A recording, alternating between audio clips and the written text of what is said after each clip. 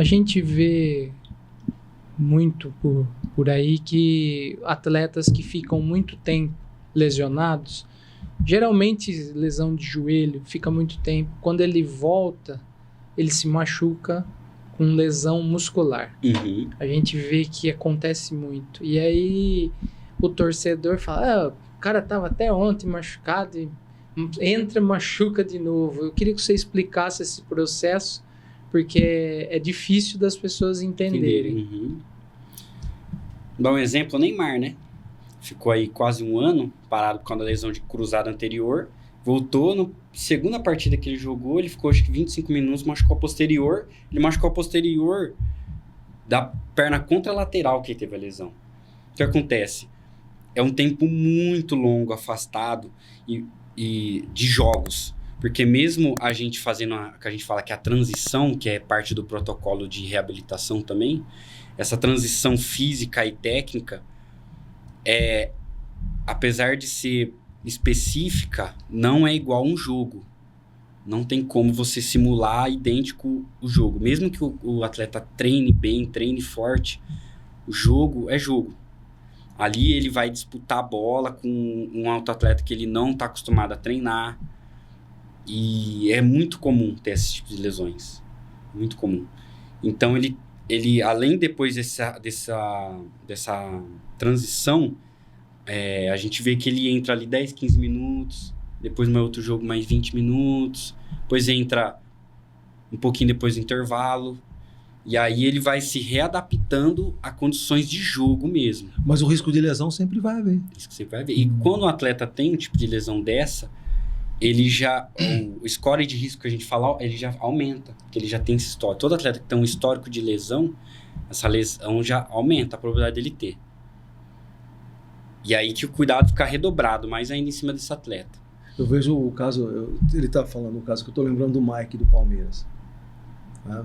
Mesma coisa. Dudu não tem uma lesão na panturrilha, se eu não me engano, né? Aí ele pega, volta. Agora que o Dudu começou a entrar nos jogos de titular, tá começando a ter uma sequência. E depois de muito tempo, mais de um ano, né? Porque isso também varia de jogador para jogador. Tem jogador que ali com, normalmente, o protocolo hoje ali de cruzada é 9, 10 meses, ele volta, e aí essa readaptação depende muito do jogador. Tem jogador que já volta ali, já volta super bem, tem jogador que tem um tempo maior. O organismo conta também?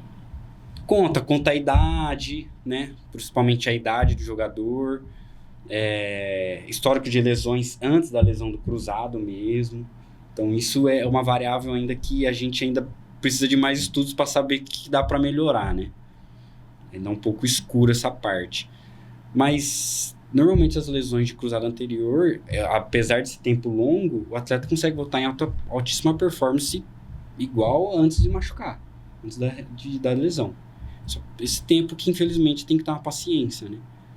E as lesões de joelho hoje estão, né, muito altas, Por quê? Minha opinião é o calendário, né? Muitos jogos. Na minha opinião, muitos jogos num espaço de tempo curto, né? Você pega aí, por exemplo, um time aí, Palmeiras. Então, exemplo, quando o Abel Flamengo, reclama, ele não tá errado. Na minha opinião, não. Você viu o Flamengo? Quantas lesões a gente teve no Flamengo, cara? Mas porque é um time que joga com muita intensidade. Você vê, era jogo de mata-mata de Copa do Brasil. Libertadores, jogos importantes. De jogo decisivo, pressão, né? Ainda tem a parte mental também, não só física. Imagina um jogo decisivo de Copa do Brasil, um time de muita camisa, né? Torcida. É uma pressão muito grande e aí você tem que ver o lado até como é que você vai tirar um jogador importante num jogo desse, né? E aí depois brasileira nos finais de semana, é muito jogo, assim, fisicamente e a parte mental também, que a gente acaba não levando em consideração, também tem sua importância ali, né?